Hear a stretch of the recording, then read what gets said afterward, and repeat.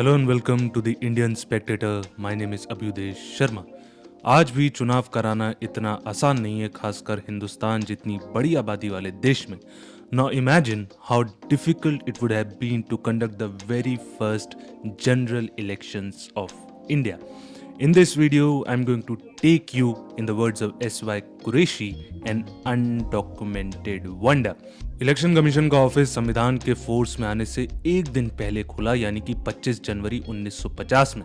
इसके पहले chief election commissioner बने Sukumar Sen, N ICS officer. अब संविधान में इलेक्शन कमीशन का फ्रेम तो आर्टिकल 324 के तहत बन गया, मगर इसके इंजन के लिए पार्लियामेंट ने दो कानून पास किए, representation of peoples act 1950 and representation of peoples act 1951. RPA 1950 में वोटर्स की क्वालिफिकेशन, लोकसभा और लेजिस्लेटिव असेंबलीज के अंदर सीट्स और इलेक्टोरल रोल्स की बात की गई, और RPA 1951 में qualification and disqualification of the members, conduct of elections, poll expenses and counting of votes की बात की गई. देश आजाद होने के बाद सरकार ने यूनिवर्सल एडल्ट फ्रेंचाइज 21 साल और उससे ऊपर के लोगों को तोहफे के रूप में दिया. यानी कि भले ही आप गरीब हो, अमीर हो, प्रॉपर्टी हो या ना हो, विमेन हो, आदमी हो, कोई फर्क नहीं पड़ता, आपको वोट डालने का अधिकार है. करीबन 17 करोड़ 30 लाख लोगों को एज वोटर्स इनरोल किया गया. 2024 के चुनाव में यह आंकड़ा 96.88 करोड़ है. इन 17 करोड़ 30 लाख में करीबन 45% विमेन थी. आज भी 2024 के चुनाव में परसेंटेज टर्म्स में इतनी ही विमेन हैं. वो 17 करोड़ 30 लाख जनता form the 49% of the total population.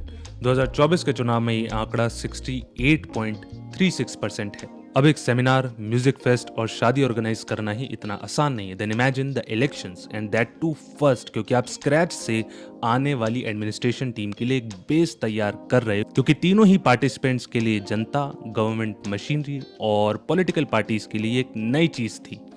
तो जाहिर सी बात है कुछ ना कुछ चैलेंजेस रहे होंगे. पहला challenge was with respect to the women voters. उस समय नॉर्दर्न बेल्ट में, यानी कि states like Bihar, UP and Rajasthan में, according to the local customs, women were not allowed to disclose their names to the strangers. तो वो जब भी अपना नाम लिखवाती थी वो किसी के रिलेशन में लिखवाती थी, जैसे कि टप्पू की मम्मी, जेठालाल की धर्मपत्नी एटसेट्रा. तो many eligible women, around 20 to 30 lakh out of 8 crore women, were unable to register themselves. दूसरा चैलेंज था गरीबी और इलिटरेसी. इलिटरेसी की ऑफिशियल डेफिनेशन ये है कि आप पढ़ और लिख दोनों नहीं सकते हो, एक नहीं दोनों. आज के समय पे लिटरेसी 80% है, उस समय इलिटरेसी 70%, यानी कि 70% देश की जनता पढ़ और लिख दोनों नहीं सकती थी. To plug this issue, election commission ने मेजर पॉलिटिकल पार्टीज और इंडिपेंडेंट्स को सिंबल्स अलॉट किया. तीसरा चैलेंज था floating population in the states like West Bengal, Assam, Punjab and Delhi. तो it was very difficult to register those of them who were eligible for registration under the law. चुनाव की major दावेदार तो कांग्रेस थी for obvious reasons, but lot of independents, around 533 out of 1874 candidates and 14 national parties tried there luck. 2024 के चुनाव में 8360 candidates में से 3915 कैंडिडेट इंडिपेंडेंट्स हैं. तो परसेंटेज टर्म्स में in the context of independent 28.44 से 46.83% का जंप हुआ है, which is a good thing.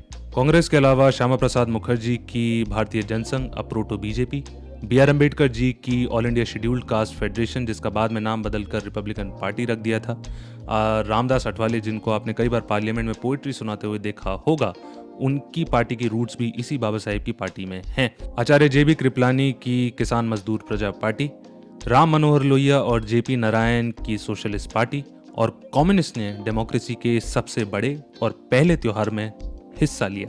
Lok Sabha की 489 सीट्स अप फॉर ग्रैब थी, जिसमें से 72 शेड्यूल्ड कास्ट के लिए और 26 शेड्यूल्ड ट्राइब्स के लिए रिजर्व की गई थी.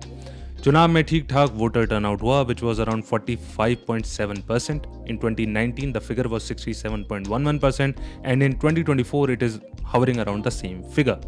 No surprise, the election was swept by the Congress in both the Lok Sabha and the legislative assemblies. उन्होंने लोकसभा में 472 सीट कंटेस्ट की, जिसमें से 364 जीती, और लेजिस्लेटिव असेंबलीज के अंदर भी उन्होंने लगभग हर राज्य में खुद के बूते पे मेजोरिटी लिया है, एक्सेप्ट दी 4 स्टेट्स, पेप्सू, मद्रास, ट्रेवनकोर, कोचिन और उड़ीसा. कांग्रेस के बाद सबसे ज्यादा सीट आई इंडिपेंडेंट्स को, which was 37. Most surprising to me was the loss of B.R. Ambedkar ji, who was defeated in the Bombay by a Congress candidate Narayan Sadoba Kajrolkar. आचार्य जेबी कृपलानी फैजाबाद से हार गए, मगर उनकी वाइफ सुचेता कृपलानी ने कांग्रेस की कैंडिडेट मनमोहिनी सहगल को दिल्ली में हराया. After the votes were counted and results declared on 2 April 1952, GV Mavlankar became the first Lok Sabha speaker and Pandit Nehru became the first Prime Minister of India.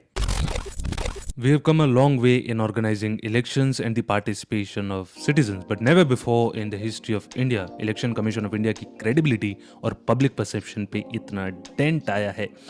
कई जगह इस बार इंतज़ाम भी सही नहीं थे, जैसे कि कई पोलिंग बूथ्स में बुजुर्गों के लिए सिर्फ एक ही व्हील चेयर थी. अब बुजुर्ग इतनी खौलती गर्मी में जब तापमान 52.5 डिग्री सेंटीग्रेड या 52.9 डिग्री सेंटीग्रेड छू रहा हो और पोलिंग ऑफिशियल्स की मौत हो रही हो हीट वेव्स के कारण, तो वो क्या खड़ा रहेगा वहाँ पे वोट डालने के लिए या घर जाएगा? ऑब्वियसली घर जाएगा.